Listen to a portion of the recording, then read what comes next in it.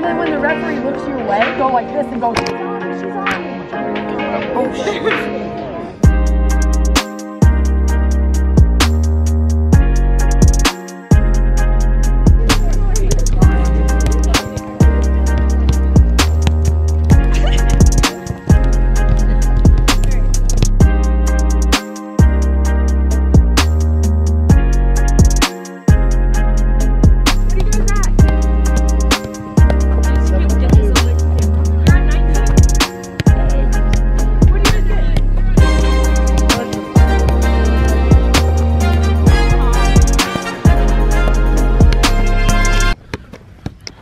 Good afternoon, lads and lassies. These two guys are redshirt freshmen, which means that they gave up a year of eligibility their freshman year. They're not playing so that they can still have 4 more years after. Why do we redshirt players?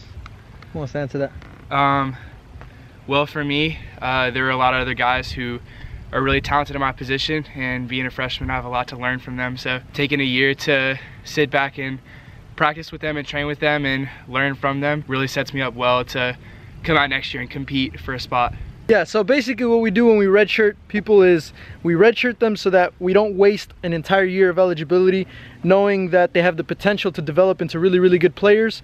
And then once they do develop, we still have 4 more years of eligibility with them. So they sit out their first year, they get to train and everything, they just don't get to play the games. We do a lot of extra training, which is what we're doing right now. And then hopefully, when next season comes around, they'll be in a very, very good position to get a lot of playing time. And like I said, we don't waste a year of eligibility. So if they decide to graduate and do grad school, while they're doing grad school, they can still have a year of eligibility. So yeah, so that's the educational portion of today's video. But now we got a little training session and then we continue with our day. All right, let's go.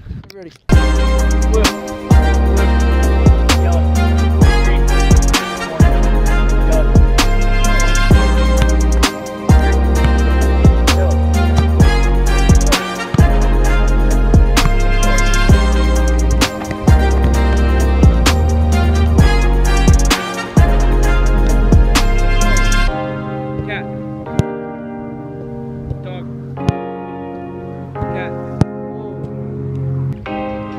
All right, boys. Well done. Decent session. I say that because your touch was absolutely atrocious. Javi, what you got on your foot right now, mate? Mate, my touch is way better than you guys with this thing on. Guaranteed. I could kill this ball right here. Boop. Good luck in your midterm, mate. Thank you. Cabo, you don't got any classes or what? Nah. You're a rebel? I don't believe in classes. He doesn't believe in classes. I'm gonna have to cut that part out, huh? All right, and we continue with our day, my friends. Ding, T! Check out the whip. T, this is nice. Thank you. T's our assistant. She's our assistant coach with the women's side. She's got the new ride, so we decided to come and check it out. Dang! All right, since nobody else has a cool car, we're gonna do a nice little cinematic sequence of your ride, T. Is that all right? All right, so cinematic sequence of T's new ride. In 3, 2, 1.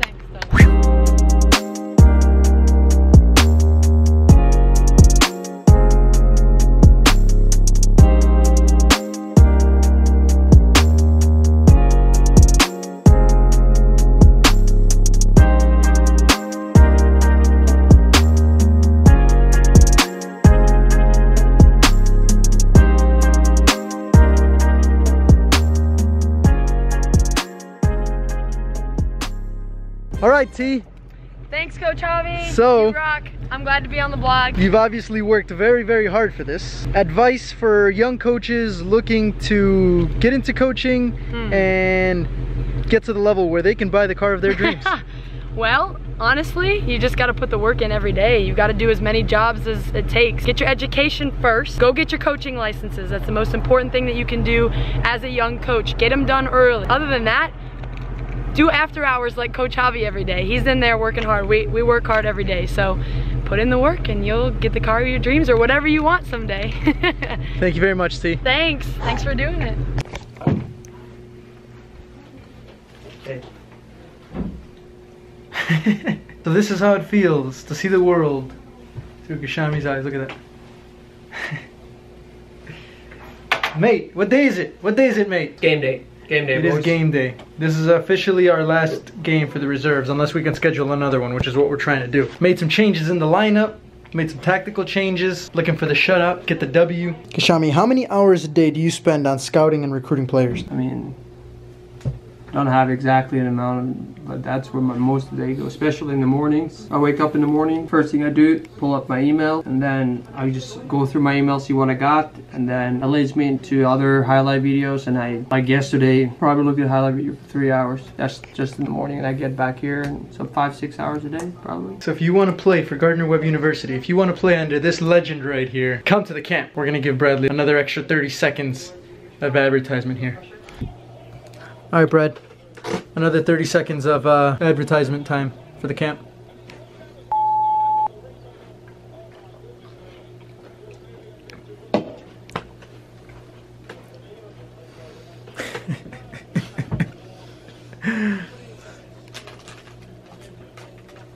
Yeah, it's a great opportunity to train and see where you match up and see what a college environment is like. Ask a lot of questions. How the recruiting process works. I think that's the biggest benefit. How do maybe scholarships work? How do all those things work? And we'll give you that information. All right. Right before we got up here, me and Javi was watching a movie. Everyone know who C.T. Fletcher is? Yeah. It's like when I'm out of shape, like I watch that guy to get back in shape, like just to get some motivation. And he had an open heart surgery. And the doctor told him, there is no way you can ever lift a weight again in your life. But he talked about being obsessed by what he wants to do. Like he doesn't let everything that he does, he's so obsessed of being the best that when someone's telling him you can't, that just elevates him to do it harder. And I'm going to tell you someone in our team, not Gardner-Webb Med Soccer, Koloko. He makes me so proud. Okay, when I watched Koloko my first time, we played against each other. Javi was actually also, Coach Javi was also on the team. We played Detroit City FC. We were DCFC, probably the best MPSL team in the nation. I mean, there's players from the best schools in the nation. We beat Michigan Bucks, that was the best PDL team in the nation, where 4 or 5 players go to the MLS every year. We were playing Kalamazoo, which should be a walkover. Koloko shuts us down on his own. I walked to him right after the game. I walked to Koloko. I said, hey, my name is Ali Al-Gashami. You don't know who I am, but I want you to come to Gardner-Webb. And it wasn't because of his skills. It was because of his heart. Because he literally, when he made a mistake, he ran down that guy, made a mistake, got up, and did it again. Koloko is obsessed by being the best. You can say whatever you want about Koloko, but what Koloko will never do is give up. Koloko will wake up at 6 o'clock in the morning and he will go train. And what Koloko does, he takes responsibility and says, I'm going to get better. I don't care what you're going to give me. I don't care what you're going to do. I don't care if you put me on the team. I don't care what you're going to do. That's not affect my obsession with becoming the best that I can be. That's why Koloko is playing for Gardner-Webb. That's what I want you to do today. Be obsessed. Because I promise you, my only expectation is that you give 100%, that you work your ass off, and that you have fun. That you enjoy it. All right? Yep. That's it. We are ready? Let's go! Let's go, Lord!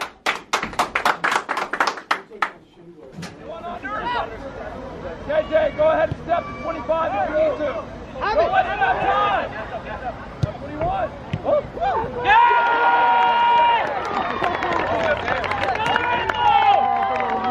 Hey, get going, Lorenzo!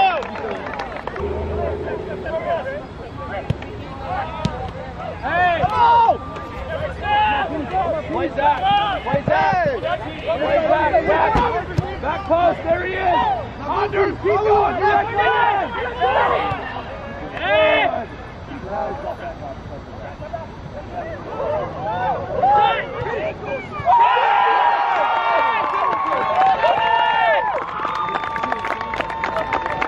Maybe you get it, hit it one time.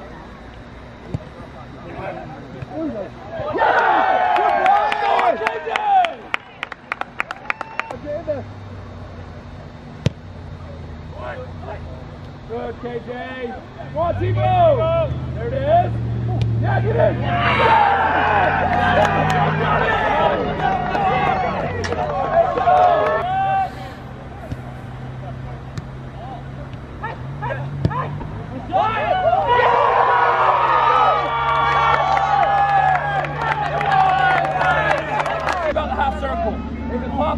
run it back 2 times. 1 time.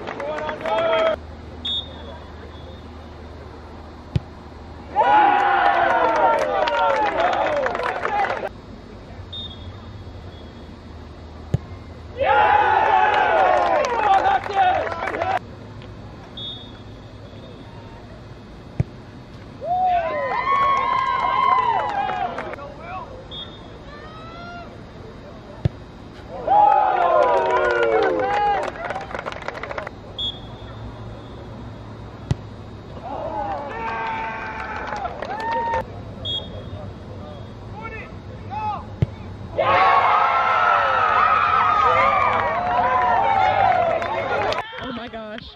Come on, babe. Oh my gosh, I think I'm gonna throw up.